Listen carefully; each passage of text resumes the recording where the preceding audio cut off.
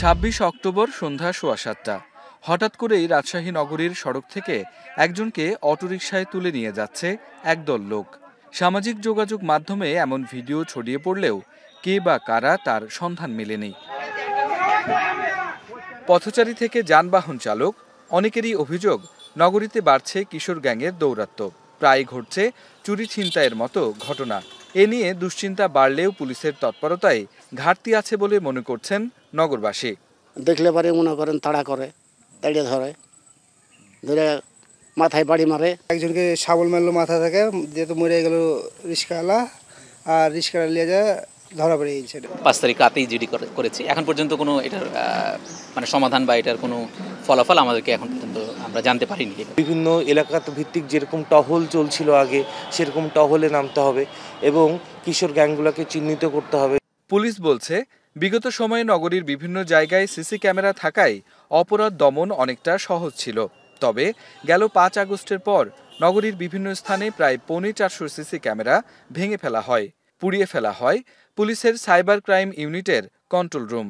CC camera না থাকলেও আমাদের যে সাইবার ইউনিটটা আছে, সাইবার ইউনিটে অনেক কিছু নষ্ট হলেও আমরা মোটামুটি সীমিত আকারে আবার সাইবার ইউনিটটা সচল করছি বা তথ্য প্রমাণ উদ্ঘাটন করার চেষ্টা করতেছি। এ অবস্থায় নগরীর নিরাপত্তায় পুলিশের পাশে দাঁড়াচ্ছে রাজশাহী সিটি কর্পোরেশন। প্রতিষ্ঠানটির সংস্কার কাজে গৃহীত 22 কোটি টাকার প্রকল্পে গুরুত্ব পাচ্ছে পুলিশের সিসি ক্যামেরার বরাদ্দ। সিসিটিভিগুলো মেনটেন্যান্সের জন্য আমরা সিটি কর্পোরেশন থেকে মহানগর পুলিশকে আমরা 50,000 টাকা মান্থলি দিয়ে থাকি। এটা আরও অব্যাহত থাকবে এবং ভবিষ্যতে যাতে নগরবাসী নিরাপদ থাকে, দুই দপ্তর মিলে আমরা একসাথে বসে কাজ করি। নগর পুলিশের বিভিন্ন ভবনের নিরাপত্তায় এরই মধ্যে সিসি ক্যামেরা বসানোর কাজ শুরু হয়েছে। তবে সাইবার ইউনিটকে ঘুরে দাঁড়াতে কোটি টাকার সরঞ্জাম প্রয়োজন বলছে পুলিশ সদর দপ্তর।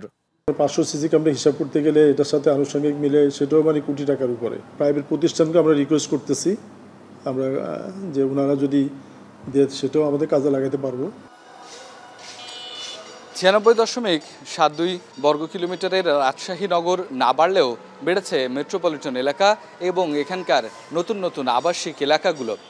5 আগস্টের পরে রাজশাহী মেট্রোপলিটন পুলিশ বলছে এখানে চুরি ছিনতাইয়ের ঘটনা বেড়েছে সবচেয়ে বেশি এবং মেট্রোপলিটনের অধীনে 12টি থানায় চুরি ছিনতাই এবং সম্পত্তি লুটের মামলা হয়েছে প্রায় 42টি এবং অভিযোগ রয়েছে প্রায় সমান সমান। এ অবস্থায় এলাকাভিত্তিক নিরাপত্তা গড়ে তোলার পরামর্শ দিচ্ছেন নিরাপত্তা বিশ্লেষকরা। রাকিবুল হাসান, এখন পদ্মা আবাসিক, রাজশাহী।